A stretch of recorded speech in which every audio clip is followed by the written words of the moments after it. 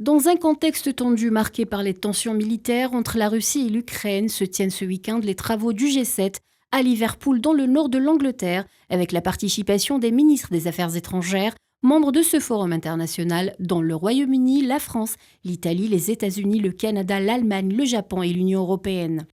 Le rassemblement intervient quelques jours après que le nouveau chef des forces armées britanniques a lancé un avertissement sévère concernant le risque de guerre avec la Russie.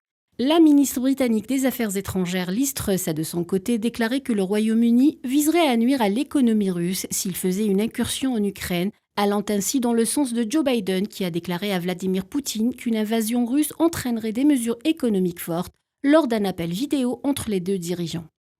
Les organisateurs disent que les violences contre les femmes dans les conflits, les problèmes de développement, l'Éthiopie et les Balkans occidentaux seront également abordés.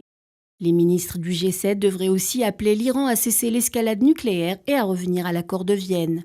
La sécurité, les droits fondamentaux, la prévention et la résolution des conflits sont également à l'ordre du jour. Et enfin, les discussions porteront également sur la réponse mondiale à la pandémie du coronavirus, la propagation du variant Omicron et le développement des vaccins.